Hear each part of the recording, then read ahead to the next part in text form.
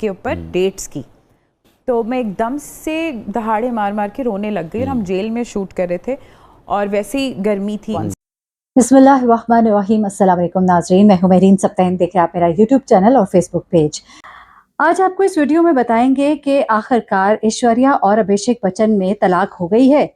जी हाँ, अभिषेक बच्चन ने पहली बार अपनी तलाक पर लबकुशाई की और आखिर वजूहात क्या बनी और लोगों ने क्या कुछ देखा, ये सब कुछ आज आपको जानने को मिलेगा इस वीडियो में। और साथ ही साथ आपको बताएंगे कि आखिरकार ज़ारा नूर अब्बास के साथ 6 साल की उम्र में ऐसा क्या हुआ था जिसने उनको बड़े ट्रॉमे से दो चार कर दिया।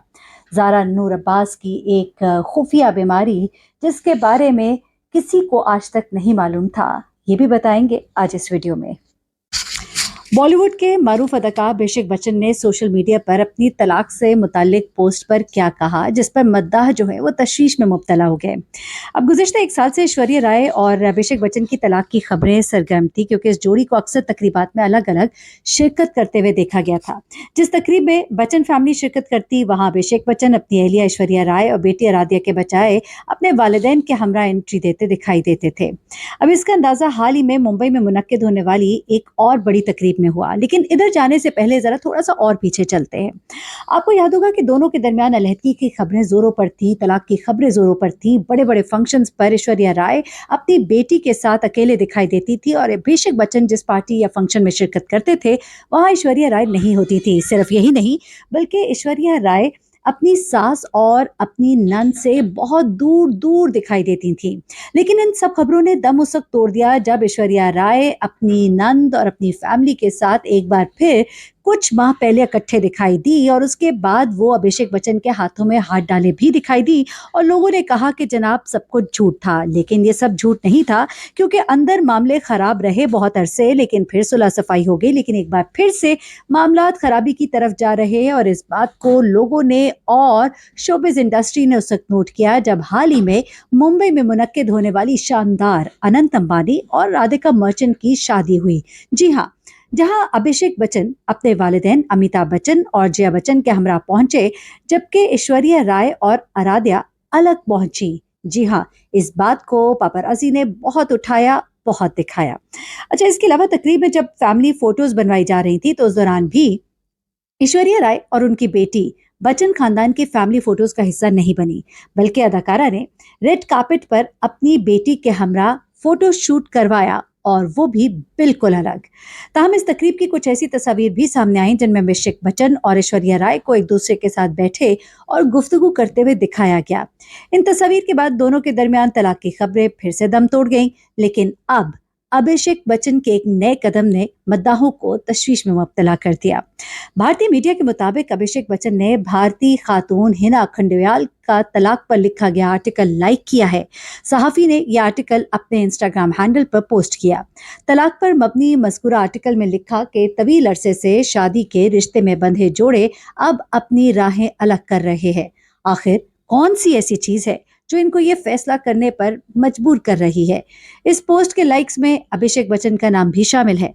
अदाकार का नाम देखकर कुछ मद्दाहों ने अंदाजा लगाया कि अभिषेक और ऐश्वर्या राय के दरमियान तलाक हो गई है, जबकि कुछ ने कहा कि अदाकार तलाक देने के बारे में इस वक्त सोच रहे हैं। वाज़ेह है, अभिषेक बच्चन और ऐश्वर्या राय की शादी साल 2007 में हुई और उनके घर बेटी आराध्या की पैदाइश 2011 में हुई।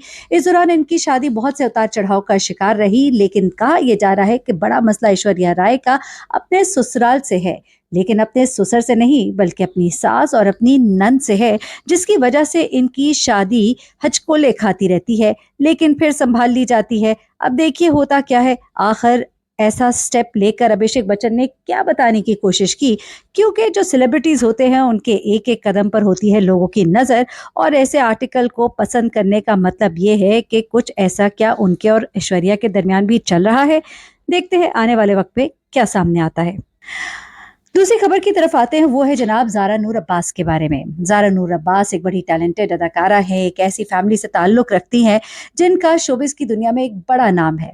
ज़ारा नूर अब्बास की शादी गुज़िश्ता दिनों बहुत से झटकों का शिकार रही। लोग ये कह रहे थे, लेकिन उनके शौहर ने अपने जेस्चर से ये जाहिर कर दिया कि दोनों मियाँ बीवी बहुत खुश और आपस में एक है। उसके अलावा उनके यहाँ बेटी की पैदाइश से तमाम अफवाहों के गले घोंट दिए।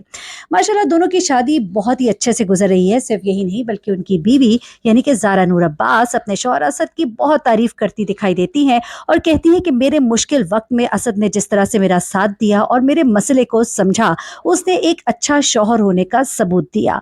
आखिर ज़ारा नूर अब्बास के साथ ऐसा क्या हुआ था? ज़ारा नूर अब्बास ने अपनी एक खुफिया बीमारी के बारे में बड़ा खुलकर बोला। ज़ारा नूर अब्बास शदीद डिप्रेशन का शिकार रही। इस डिप्रेशन का वो इलाज भी कराती रही। चीखे मार मार कर सेट पर रोने वाली ज़ारा नूर अब्बास के साथ 6 साल की उम्र में ऐसा क्या हुआ था जिसने उनको इस उम्र में भी डिप्रेशन में मुब्तला किया? ये ज़ारा नूर अब्बास खुद बताती हैं। 6 साल की उम्र में पेश आने वाले कुछ हालात और वाक़यात जिन्होंने उनको बहुत ही खौफज़दा और बहुत ही डिप्रेस कर दिया था। आखिर इन हालात से वो कैसे बाहर निकली? एक वक्त था वो कहती है कि उनका मूड डिप्रेशन और इस बीमारी की वजह से जकड़ जाता था, जबड़े बंद हो जाते थे और उनके ससुर उनके मुंह में चमचा डालकर उनके जबड़े को खोला करते थे। इतनी संगीन सूरत हाल से दो चार होने वाली ज़ारा नूर अब्बास की असल कहानी ज़रा आपको उन्हीं की ज़ुबानी सुनवाते हैं। के ऊपर डेट्स की, तो मैं एकदम से दहाड़े मार मार के रोने लग गई। हम जेल में शूट कर रहे थे और वैसे ही गर्मी थी ऑन सेट। तो फिर वजाहत रऊफ ने पैकअप करवाया, मुझे हॉस्पिटल लेके गए। उसके बाद मुझे 3-4 दिन का मुझे उन्होंने ऑफ दिया। फिर उन्होंने मुझे कहा कि ये उनको समझ आ गई थी कि ये कुछ दिस इज समथिंग एल्स। उन्होंने कहा तुमसे वर्क प्रेशर हैंडल नहीं हो रहा तो मत करो, हम कुछ दिन की हम लोग कुछ दिन की ब्रेक लेते हैं और फिर काम करेंगे। बट फिर ये रिपीटेडली होने लग गया। फिर वो मुझे समझ आया कि इसके ऊपर I have to focus on this और इसके ऊपर बात करनी पड़ेगी मुझे। फिर मैंने अम्मा को बताया। फिर असद को पहले शुरू में समझ नहीं आ रहा था कि क्या है। मेरा जॉ लॉक हो जाता था। I remember my father in law, अल्लाह उनको जन्नत नसीब करे, वो मुंह में मेरा चम्मच डालते थे और वो मेरा जॉ खोलते थे क्योंकि मेरा जॉ लॉक हो जाता था बहुत ज़्यादा स्ट्रेस से। फिर वो स्ट्रेस जो है वो फिजिकल और मेरी फिजिकल बॉडी के ऊपर आना शुरू हो गया था।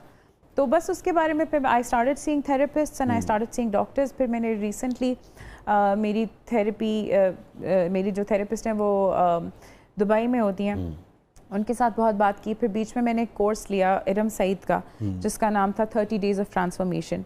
उसमें बहुत सारे मेरे इश्यूज सामने आए जो मैं खुद हैरान थी कि मुझे नहीं पता था कि ये मैं इतनी ज़्यादा ट्रॉमेटिक एक्सपीरियंसेस में घुसी नहीं हूँ कैरी करके। या she and then she sat me down और उन्होंने मुझे कहा कि तुम आंखें बंद करो और तुम ऐसा करो, वो जो 6 साल की बच्ची है जो भी तुम्हें ट्रॉमा फील हुआ है उस बच्ची के पास जाओ और ये वाली ज़ारा उस ज़ारा के पास जाए और उसको जाके अपनी गोद में उठाओ और कमरे से बाहर ले आओ। और ये मुझसे हो नहीं रहा था और मैं रो रही थी कि मैं नहीं मैं उन्होंने मुझे कहा आंखें बंद रखो, जाओ वो ज़ारा क्या कर रही है, जाओ ज़ारा से बात करो, उस ज़ारा को टच करो। मैं भी ये बात कर रही हूँ तो मेरी आंखों में आंसू आ रहे हैं।